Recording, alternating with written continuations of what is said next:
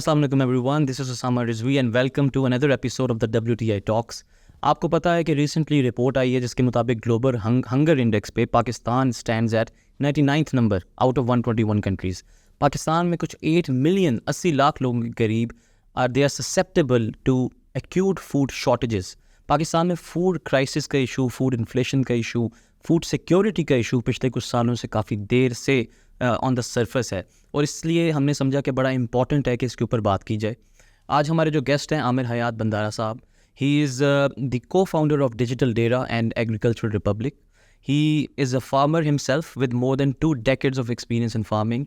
इसके साथ साथ ही served at various government committees and in various organisations जहाँ के पॉलिसी मेकिंग के अंदर इन्होंने एक कंट्रीब्यूशन दी अपना. इसके साथ साथ ही is also climate activist as well. और आज हम इनसे बात करेंगे और पूछेंगे कि प्रैक्टिकल साइड इस एग्रीकल्चरल सेक्टर की, इट फूड सिक्योरिटी की क्या है. Welcome to the show sir.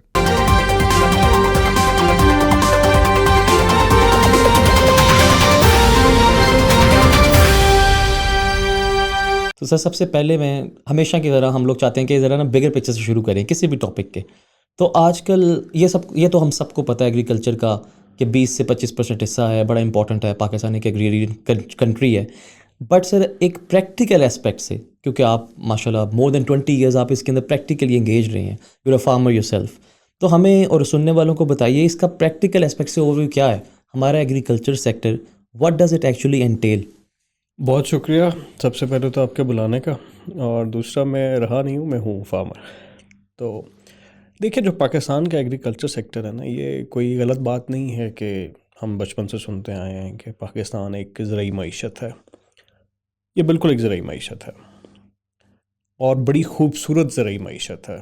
आप देखें कि बहुत कम ममालिक ऐसे होंगे जो इतनी छोटी जोग्राफियाई जो सल्तनत है उसमें आपको पहाड़ भी मैसर है एक ही वक्त में, रेगिस्तान भी है, समंदर भी है, दरिया भी है, प्लेन्स भी हैं, एरिड जोन भी है. चारों मौसम आपको एक ही वक्त में मैसर हैं. आप ग्लेशियर्स पे चले जाएं, साहिल समंदर पे चले जाएं, पंजाब में आ जाएं, केपी में चले जाएं, किसी भी जगह पे, बलूचिस्तान, तो कुदरत ने आपको हर उस फैसिलिटी या हर उस नेमत से नवाजा है जो एग्रीकल्चर प्रोडक्शन में हेल्प करती है. और अगर आप नंबर्स को देखें तो 5वें बड़े आप शुगर केन के प्रोड्यूसर हैं, 7वें बड़े वीट के प्रोड्यूसर हैं, आप 5वें बड़े मिल्क के प्रोड्यूसर हैं. तो आपके पास हर वो चीज़ मौजूद है जो किसी भी मुल्क को ज़राई मईशत बनाने का ज़रिया होती है. मैं ये कहता हूँ, मेरा एग्रीकल्चर जो पर्सनल फार्मिंग एक्सपीरियंस है, मैं बड़ा मुत्तफ़िक हूँ इस बात पे कि हमारे पास जो पर्टिकुलरली सेंट्रल पंजाब में कुछ ज़मीन है, ये शायद दुनिया की सबसे फर्टाइल लैंड है. आप देखेंगे 3 फसलें आपको मिल जाती हैं. अगर आप साहिवाल डिवीज़न पर्टिकुलरली की मैं बात करूँ, पाकपतन है, उकाड़ा है, साहिवाल है, आलू, मकई, चावल, एक साल के अंदर 3 फसलें आप उठाते हैं और 3 फसलें भी अच्छी प्रोडक्टिविटी के साथ उठाते हैं. आपके पास पानी बड़ा वाफर मकदार में है, आपके पास हवा बहुत अच्छी है. अगर वसाइल की बात करें तो आपके पास नाइट्रोजन पैदा करने की बड़ी सलाहियत है, आपकी बड़ी बुनियादी सी खाद है. इसी तरह आपके पास उगाने के लिए जो मैन पावर है ज़रात के अंदर, अभी भी ज़रात जो है वो सबसे बड़ा शोबा है शायद जो आपकी स्किल्ड हो या अनस्किल्ड हो उसको एम्प्लॉयमेंट देता है. आपके पास रिसर्च इंस्टीट्यूशन बहुत ज़्यादा हैं. साउथ एशिया के अंदर हिंदुस्तान पाकिस्तान में जो बेहतरीन ज़राई यूनिवर्सिटी हुआ करती थी किसी ज़माने में, वो आपकी एग्रीकल्चर यूनिवर्सिटी फैसलाबाद है. तो आपके पास अगर एग्रीकल्चर की मैं बात करूं, आपकी जो एनिमल स्पीशीज़ हैं वो देखें, इतनी बेहतरीन किस्म की साहिवाल नस्ल की जो गाय है, ये बहुत रेजिलिएंट और बहुत अच्छी प्रोडक्टिविटी वाली है. आपकी भैंस का जो दूध है वो बड़ा फुल क्रीम जो है वो बड़ा अच्छा दूध है. उसका टेस्ट, जो हम अगर टेस्ट बर्ड्स की बात करें, फिर जो जायके हैं आप देखें जो हमें पसंद है, आम इतना मीठा आपको कहीं नहीं मिलता. सिट्रस देखें कहाँ पे बना और कहाँ पे आके उगा और कहाँ पे उसने जो है अपने जौहर दिखाए. इसी तरह मेडिसिनल प्लांट्स को ले लें, ग्रेन्स को ले लें, मल्टीग्रेन कंट्री है. आप देखें राइस, वीट, मेज़, शुगर केन, कॉटन आपकी जो है कपास, ये हम कपड़े शपड़े जो पहनते हैं, दुनिया में सबसे बेहतरीन मानी जाती थी और शायद अब भी है क्वालिटी के हिसाब से, अगर थोड़ी सी मेहनत करें। वसाइल की कमी नहीं है। अगर आप ये पूछें कि एग्रीकल्चर जो है वो उसका ओवरव्यू, तो मुझे तो खैर जो सहूलतें यहाँ पे नज़र आती हैं वो दुनिया के किसी डेवलप मुल्क में भी नज़र नहीं आती। मैनेज किस तरह एग्रीकल्चर को किया, इस पे बड़ी लंबी डिबेट हो सकती है कि आप इतनी ज़्यादा वीट और इतनी ज़्यादा दूध और इतनी ज़्यादा प्रोडक्टिविटी के बावजूद अगर चैलेंजेस का सामना कर पाते हैं तो उसमें बहुत से मसाइल हैं। उन मसाइल पे हम जो है वो एक लंबी डिबेट की जा सकती है कि क्या वजह और क्या हो सकता है कि उनको भी कम करके जो एग्रीकल्चर की प्रोडक्टिविटी है या एग्रीकल्चर का जो इनपुट है मुल्क की मईशत में, उसको किस तरह से बराबर करना है। Right sir, very comprehensive. इससे काफ़ी इंटरेस्टिंग डिबेट से निकलती है, जैसे आपने अभी खुद कहा है। आपने जिस तरह सर बताया है कि apparently we have all the paraphernalia, सारा का सारा प्री रेक्विजिट है एक अच्छे एग्रीकल्चरल सिस्टम को चलाने के लिए। तो अगले क्वेश्चन पे जाने से पहले एक सब क्वेश्चन पहले का एक, कि फिर क्या ये समझना ठीक है कि जो हमारा अभी वीट क्राइसिस, कॉटन क्राइसिस, आगे लोग राइस की बात करें जिसमें अभी आपसे पूछूंगा आगे, बट ये जो सारे क्राइसिस हैं ये फिर मैन मेड या फिर मिस मैनेजमेंट के हैं, रेदर देन हम इसको पूरा का पूरा क्लाइमेट चेंज के साथ एट्रीब्यूट कर दें? देखिए, आपकी जो रिसोर्सेज की जो यूटिलिटी है और उसके एवज जो प्रोडक्टिविटी है वो एक सवाल है। आप देखें कि आपकी जो प्रोडक्शन है वो गंदम की दुनिया के मुकाबले में आधी है, लेकिन आप पानी बहुत ज़्यादा लगाते हैं। मैंने जिस तरह आपको एक मिसाल दी कि पाकिस्तान में जो हमारा नहरी निज़ाम है वो शायद दुनिया में सबसे बड़ा है और पानी भी हमारे पास बहुत ज़्यादा है। हम देखें, हमें पानी जो है वो कुछ 3-4 तरीके से मिलता है। हमें बारिशों की सूरत में मिलता है। अब देखें ना कितनी खूबसूरती है कि अभी आपका सावन का मौसम चल रहा है, मानसून, वो 2 सिस्टम्स मिलते हैं, एक बे ऑफ बंगाल वाला, एक मेडिटेरेनियन वाला। तो उसको आपने यूटिलाइज़ कितना किया और उस यूटिलिटी के साथ जो है उसमें रिसोर्सेज कितने डाल के प्रोडक्टिविटी कितनी की, दैट्स द क्वेश्चन। और फिर आगे जो उसका तरसील का निज़ाम है वो कैसा है। अगर पर्टिकुलरली आप वीट के क्राइसिस की बात करते हैं तो हमारा, मैं अक्सर ये कहता हूँ, अखबारात में भी जो मैंने कुछ लिखा है या जो मैं डिबेट करता हूँ उसमें ये बात बड़ी क्लियर होती है मेरी तरफ से कि हमारे डेटा के इशूज़ हैं। हमारे पास प्रॉपर डेटा नहीं है। अब अगर पंजाब की आप वीट की, जिस तरह आपने पर्टिकुलर सवाल किया कि वीट का या आटे का क्राइसिस क्यों है, आपकी प्लानिंग होती है डेटा के ऊपर कि आपने कितनी गंदम काश्त की, कितनी आप प्रोडक्टिविटी जो है वो एक्सपेक्ट कर रहे हैं और कितनी आपने यील्ड लेनी है और कितनी आपकी जो ज़रूरत है। पाकिस्तान के एक बड़े मसलों में सबसे बड़ा मसला आबादी का है। आप हर साल कोई एक दुनिया का छोटा सा मुल्क पैदा करते हैं पाकिस्तान में नई आबादी की सूरत में। रिसोर्सेज आपके पास वही हैं, प्रोडक्टिविटी भी निस्बतन वही है, थोड़ी कम हो गई होगी, लेकिन मैं अगर उसको कंसिडर कर भी लूँ कि बराबर है तो फिर भी एक दबाव तो बढ़ गया। तो जो लास्ट ईयर का मैं आपको एग्जांपल देता हूँ कि एक डिपार्टमेंट ने उसको हमें पता चला कि कोई 160 मिलियन एकड़ पंजाब में गंदम काश्त हुई है। मौसम थोड़ा फेवरेबल रहा, प्रोडक्टिविटी अच्छी आई, तो उस डेटा के हिसाब से वी वर एक्सपेक्टिंग कि गंदम की यील्ड बड़ी अच्छी आएगी और हमारी जो पिछले सालों में जो हमारा क्राइसिस था वो कम होगा। लेकिन जब सैटेलाइट बेस्ड डेटा निकाला तो वो कोई 8 लाख एकड़ कम था, तो उसकी वजह से आपकी प्लानिंग पूरी की पूरी डिस्टर्ब हो जाती है। इसी तरह कॉटन के अलग मसाइल हैं। कॉटन की जो, अगर आप वैल्यू चेन की बात करें तो इसमें इनपुट सप्लायर से लेकर जिनर्स तक एक हिस्सा है, जिनर्स से आगे जो टेक्सटाइल और एप्टमा, इनका दूसरा हिस्सा है। अनफॉर्चुनेटली इस पूरी की पूरी वैल्यू चेन को प्रॉपर्ली डेवलप नहीं किया गया। पीछे जो प्रॉफिट ज़्यादा कमा रहे थे या जो एंड पे लोग बैठे हुए थे, उन्होंने फार्मर्स को उस तरीके से पीछे फैसिलिटेट नहीं किया सीड डेवलपमेंट के अंदर। या आप देखेंगे अगली वैल्यू चेन ने तो बड़ी तरक्की की, लेकिन जो जिनिंग और जो पिछले मसाइल थे वो अभी भी सेंचुरी ओल्ड टेक्नोलॉजी के ऊपर चल रहे हैं। आप देखें कि मैं अक्सर ये कहता हूँ कि हर मसले के हल के लिए ज़राअत में हम सरकार की तरफ क्यों देखें भाई। मकई की आपकी एक बड़ी इंपॉर्टेंट कमर्शियल क्रॉप है अभी, गवर्नमेंट के कौन से इदारे ने उसको सपोर्ट किया? इट वॉज द इंडस्ट्री, जो खुद अपने बैग उठा के दुनिया में गई, उसकी मार्केट डेवलप की, उसकी पूरी की पूरी वैल्यू चेन को हेल्प आउट किया, सीड मंगवाए, उस तरह के सीड जनरेशन पैदा किए और पूरी फसल उगाई और फिर उसको बेचा। राइस को देख लें, राइस में भी इस तरह गवर्नमेंट का काम है, लेकिन ज़्यादा काम प्राइवेट सेक्टर ने किया उसके अंदर। सिमिलरली हमें दूसरी चीज़ों के अंदर भी देखना था कि किस तरह से हम गवर्नमेंट को देखे बगैर अपने तौर पर किस तरह से वैल्यू चेन्स को डेवलप कर सकते हैं, प्रोडक्टिविटी इंक्रीज कर सकते हैं। तो ये मसाइल हैं जिनको हमें हल करने की ज़रूरत होगी एग्रीकल्चर के अंदर। All right, it makes sense. आप ठीक कह रहे हैं कि ख़ुद भी रिस्पॉन्सिबिलिटी एज्यूम करनी पड़ेगी, एंड जो प्रिडिक्शंस और प्रोजेक्शंस का ट्रेंड है, आई एग्री, वो हमारा नहीं है। एंड होलिस्टिक पॉलिसी के बगैर तो कोई चीज़ नहीं हो सकती, जितना इंट्रिकेटली लिंक्ड दुनिया बन गई है अब। इसी थीम पे बिल्ड करते हुए आप मुझे बताइए कि अभी रिसेंटली मैंने बल्कि आपसे भी शेयर किया था, जो ग्लोबल हंगर इंडेक्स है उसके ऊपर पाकिस्तान का भी फिर दोबारा से कोई इतना अच्छा कोई स्कोर नहीं आया। 99th नंबर पे आए हैं हम आउट ऑफ 121 कंट्रीज़। एंड उसके अंदर एक बड़ा अलार्मिंग चीज़ जो मैंने पढ़ी, जब आप उसको डिटेल में पढ़ें, कि 8 मिलियन पीपल, 80 लाख लोग, are at the exposure of acute food shortage.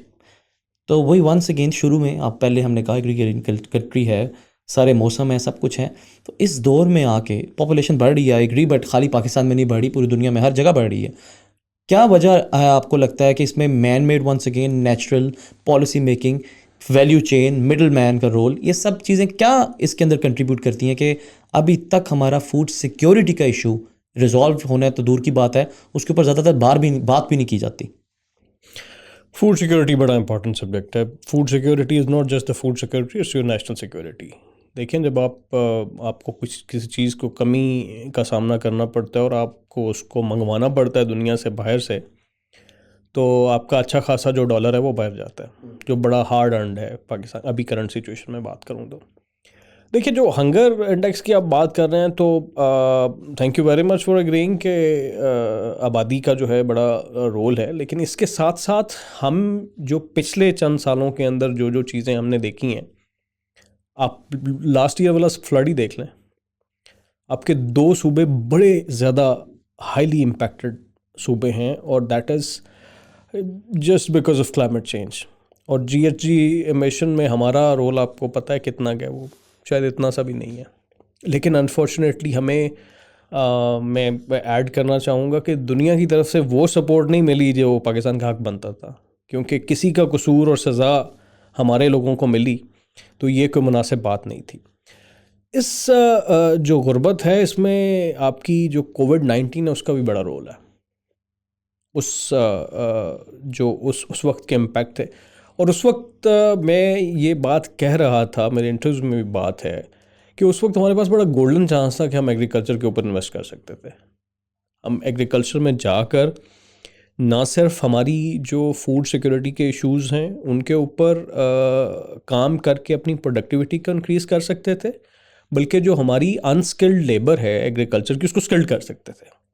लेकिन अनफॉर्चुनेटली उस वक्त खैर वो हम कंस्ट्रक्शन की तरफ ज़रा ज़्यादा फोकस हो गया, तो इस वजह से हम एग्रीकल्चर को नहीं देख सके। लेकिन आप अगर हंगर की बात करते हैं तो 2 चीज़ें बड़ी इंपॉर्टेंट आपको देखने की ज़रूरत है कि देहातों और शहरों में जो इसका सिचुएशन है वो बड़ी डिफरेंट है। देहातों में एक पूरा निज़ाम है, वहाँ पे मैं बल्कि ये बात कभी कभी सोचता हूँ कि शायद जो एक देहाती लेबरर है एग्रीकल्चर के साथ, वो ज़्यादा कमा लेता है कंपैरेटिवली शहर से, क्योंकि वो सिर्फ पैसे नहीं ले रहा होता। आप गंदम देखें, हम जब गंदम की हमारी एक बड़ी ट्रेडिशनल सी क्रॉप है पाकिस्तान के अंदर, उसकी कटाई अभी 3 तरीक़ों से होती है। सालों पहले वो हाथों से ही काटी जाती थी। अब जब हाथों से काटी जाती है तो उस वक्त जो वो पैसे होते हैं उसकी लेबर के, वो पैसे नहीं लिए जाते, वो उसके बस गंदम ली जाती है। क्यों ली जाती है? ताकि वो अपनी 1 साल की जो अगली क्रॉप आनी है उस वक्त तक अपनी और अपने बच्चों की फूड सिक्योरिटी को इंश्योर कर लें। अब ये एक छोटी सी प्लानिंग है जो देहात के लेवल पे होती है। शहरों में चूँकि जो लोग हैं वो काम कर रहे होते हैं मिलों के अंदर या दिहाड़ियों पे, या आप कह लें कि मंथली इनकम्स के ऊपर, तो वो एग्रीकल्चर प्रोड्यूस नहीं ले सकते। बल्कि अक्सर ये ऐसा होता है गंदम के सीज़न में लोग जो हैं वो शहरों से उठकर गांव में आ जाते हैं, जो पुराने लेबरर्स थे। अब खैर ट्रेंड वो कम हो गया है, क्योंकि हम पता नहीं क्या चक्कर है, हम एग्रीकल्चर में जो है ना वो अब पता नहीं सुस्त सी कौम हो गए हैं। हमें लेबरर्स की भी देहातों में कमी का सामना नज़र आता है। तो coming back to the point, जो हंगर का मसला है वो आपके लिंक करता है कहीं ना कहीं जाके एग्रीकल्चर मार्केटिंग सिस्टम के साथ भी। हमारा एग्रीकल्चर मार्केटिंग सिस्टम जो है उसकी रिफॉर्म्स की बड़ी ज़रूरत है। आप देखें, मिडल मैन का आपने सवाल किया, एक बात ये बड़ा क्लियरली मैं आपको बता दूं कि मिडल मैन के बगैर पाकिस्तान की एग्रीकल्चर वैल्यू चेन चलेगी नहीं। क्यों नहीं चलेगी? फाइनेंस का प्रॉब्लम है। अब फाइनेंस का प्रॉब्लम जो है वो ना तो गवर्नमेंट उस तरीके से हल कर सकती है, बैंक्स जो हैं वो प्रॉपरली छोटे और दरमियाने दर्जे के फार्मर्स को सपोर्ट नहीं करते। तो एट द एंड जो मंडी के अंदर बैठा हुआ आड़ती है वो सिर्फ, अगर मुझे ज़रूरत है और उसामा रिजवी साहब को जानने वाला है, तो उसामा रिजवी के एक टेलीफोन पे मुझे वो पूरी क्रॉप की इनपुट्स दे देगा, चार्ज वो जितना भी कर रहा होगा। तो वो जो कॉस्ट का डिफरेंस है, समवन हैज़ टू बियर। अब वो बियर करना है कंज्यूमर ने, और वो कंज्यूमर सिर्फ कंज्यूमर नहीं है, वो जो फार्मर है वो भी कंज्यूमर एट द एंड। देखें, अगर आपने गंदम बेची है तो घर के लिए चावल तो आपने खरीदने हैं ना कहीं से, दाल तो कहीं से खरीदनी है।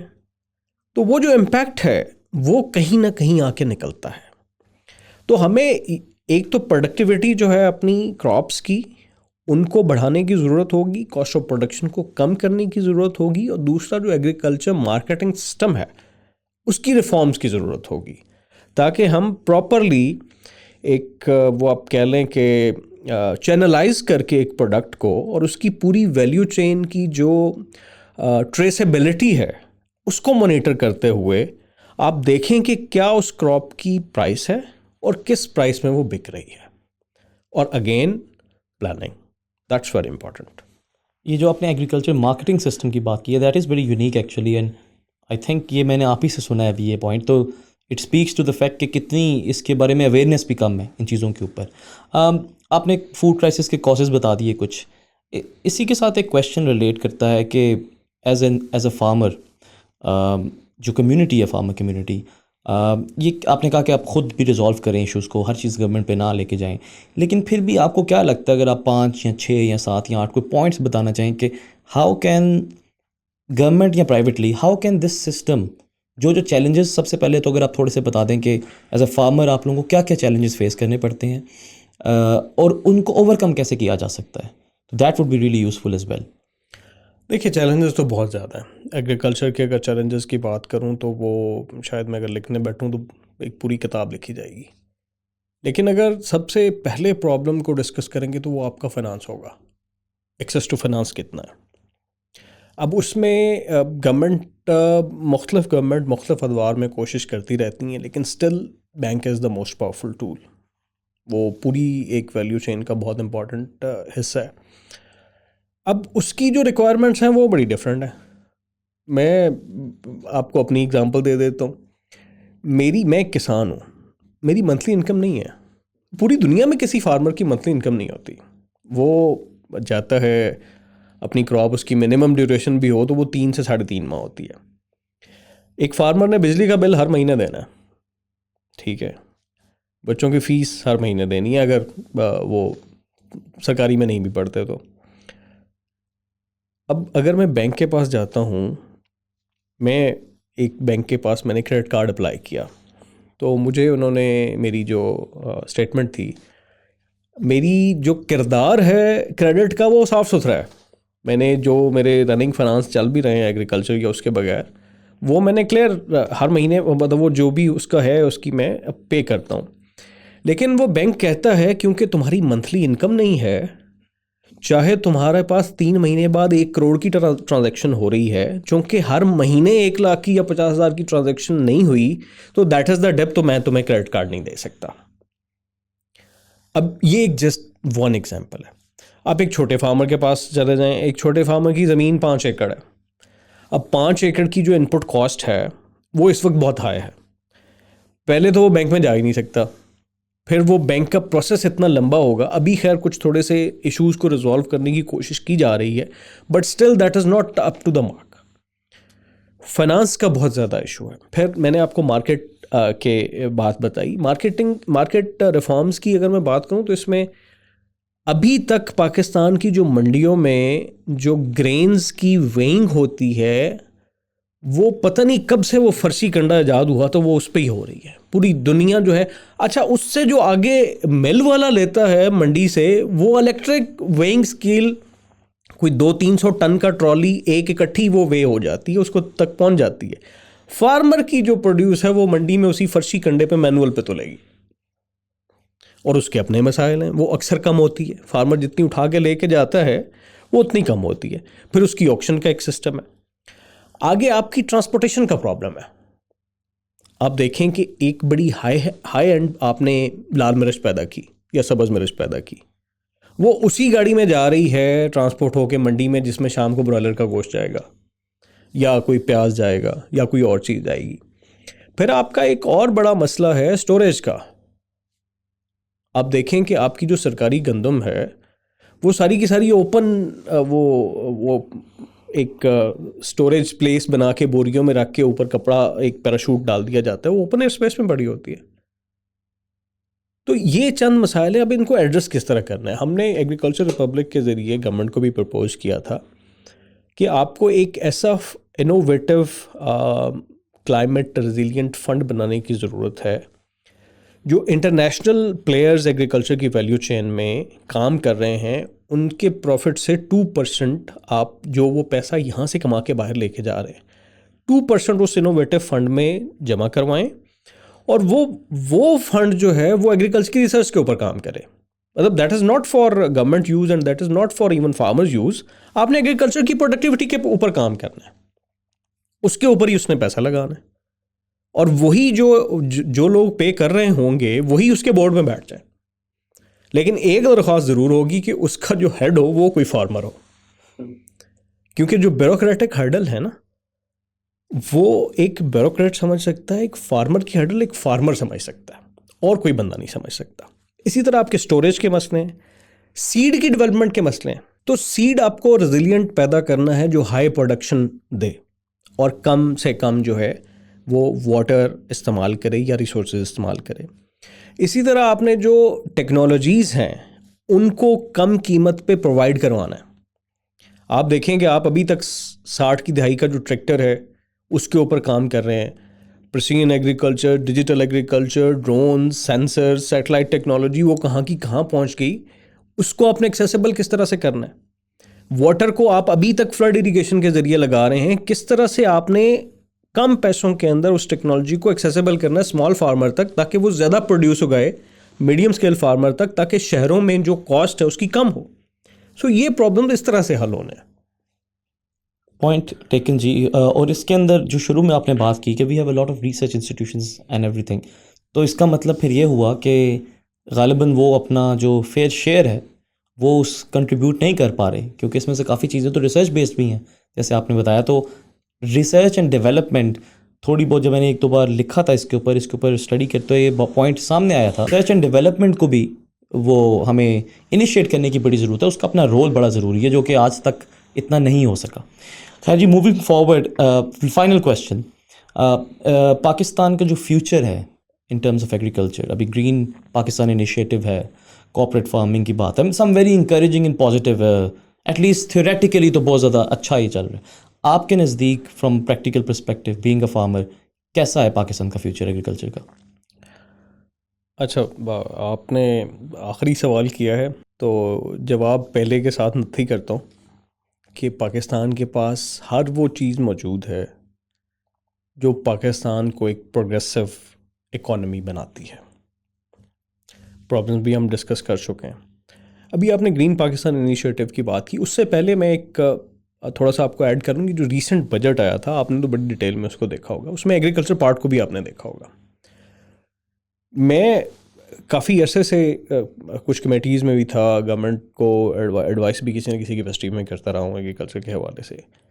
ये शायद पहली दफ़ा था कि हम एग्रीकल्चर के बजट के ऊपर प्राइम मिनिस्टर और उनकी कैबिनेट, हम कुछ फार्मर्स के साथ कुछ 2.5-3 घंटे बैठे और बजट के मुतालिक तजावीज़ ली। तो ये एक अच्छा इनिशिएटिव था और इसमें बहुत कुछ एड्रेस करने की कोशिश की गई है, जिसमें मैकेनाइजेशन भी है। तो जो आपने सवाल किया, जिस तरह ग्रीन पाकिस्तान इनिशिएटिव, देखिए ग्रीन पाकिस्तान इनिशिएटिव की लॉन्च पे मैं था, तो मैंने वहाँ पे जब मुझे माइक मिला तो मैंने 2 बातें बड़ी क्लियरली की थी उस वक्त, कि एक तो ये थी कि स्मॉल हो, मीडियम हो या लार्ज कॉरपोरेट फार्मर हो, एग्रीकल्चर मार्केटिंग सिस्टम में रिफॉर्म्स के बगैर नहीं चल सकते। उसके लिए हुकूमत को देखना पड़ेगा, क्योंकि that is the domain of the government. हम जो फार्मर हैं या जो कॉरपोरेट फार्मर हैं या जो स्मॉल फार्मर्स हैं, we are here to produce more and pay tax economy को चलाने के लिए। बाकी काम गवर्नमेंट ने करना है। दूसरा मेरा जो दरख्वास्त थी या मेरी रिकमेंडेशन थी, वो थी climate compatible agriculture and rural development. अब जो ग्रीन पाकिस्तान इनिशिएटिव की आप जब बात करते हैं तो इसमें मैकेनाइजेशन को फोकस किया गया है और तासुर ये है कि जो एग्रीकल्चर की प्रोडक्टिविटी है वो इंक्रीज़ करनी है। इनिशिएटिव अच्छा है, प्लान अच्छा है। इसमें आगे आने वाले वक्त में हमें नज़र भी आ रहा है कि we are going to grow more in agriculture and help our agriculture perform better in terms of productivity and resource conservation.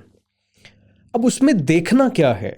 देखना ये है कि हमने किस तरह से पाकिस्तान ने उसके लिए कोलैबोरेशंस जो है वो बनानी है। 3 तरह की कोलैबोरेशंस मुझे नज़र आ रही हैं इसमें जो हम कर सकते हैं अगर उन पे थोड़ा काम किया जाए। एक ग्लोबल कोलैबोरेशंस, उसमें देखें कि गवर्नमेंट टू गवर्नमेंट और इंटरनेशनल इदारे किस तरह से कोलैबोरेट कर सकते हैं पाकिस्तान की एग्रीकल्चर प्रोडक्टिविटी के अंदर और पाकिस्तान के स्क्रीन पाकिस्तान इनिशिएटिव के अंदर। दूसरा होगा नेशनल लेवल की कोलैबोरेशन। सूबे, आप देखें, आप बड़ा एक इम्पॉर्टेंट कॉन्स्टिट्यूशनल एक पॉइंट है कि फूड सिक्योरिटी और रिसर्च आपकी मरकज़ की मिनिस्ट्री है, फेडरल गवर्नमेंट की। ज़राअत, live stock, fisheries, forestry, these are the provincial subjects. Ensure federal ने करना है, रिसर्च फेडरल ने करना है, इम्प्लीमेंट उगाना सूबों ने है। तो वो नेशनल लेवल की कोलैबोरेशंस किस तरह से काम कर रही होंगी, जिसमें इदारे भी हैं, सूबे भी हैं, कंपनीज भी हैं, पाकिस्तान में रहने वाले जो नेशनल लेवल पे काम करने वाले हैं, वो किस तरह से कोलैबोरेट करके इसको इम्प्लीमेंट करवा। और तीसरी होगी लोकल लेवल की कोलैबोरेशन। उसमें आपने ये देखना है कि स्मॉल और मीडियम स्केल फार्मर्स को किस तरह से अपलिफ्ट करना है। देखें, टेक्नोलॉजी आएगी, जब आप कॉर्पोरेट फार्मिंग के अंदर आएंगे तो आप डेफिनेटली उस तरह के ट्रैक्टर्स और उस तरह की मशीनरी लेके आएंगे जो प्रिसीजन एग्रीकल्चर और डिजिटल एग्रीकल्चर को सपोर्ट कर रही होगी।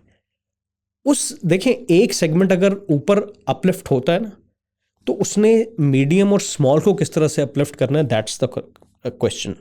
और वो collaboration that will help you to reduce जो आपके नुकसानात हैं एग्रीकल्चर की वैल्यू चेन्स के अंदर और जो प्रॉब्लम्स हैं उनको। तो ये जो 3 कोलैबोरेशंस हैं ना, इसमें मुझे नज़र आ रहा है कि इसके ऊपर काम करके हम हर सेगमेंट को टच करते हुए आगे जा सकते हैं। तो ऐसी बात नहीं है कि इसमें सिर्फ एक ही चीज़ को, शायद कॉर्पोरेट फार्मिंग को फोकस जो है वो है तो सही, लेकिन उसके भी तो आगे उसमें भी तो काम करना है ना।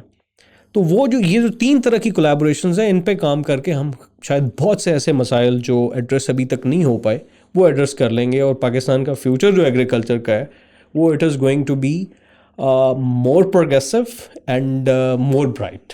That is lovely, always very nice to end things on a positive note जी। बहुत अच्छी बात है एंड आई होप मेरी तरह ऑडियंस ने भी आज काफ़ी सीखा होगा इस पे। Once again thank you so much for your time and thank you once again, thank you ji.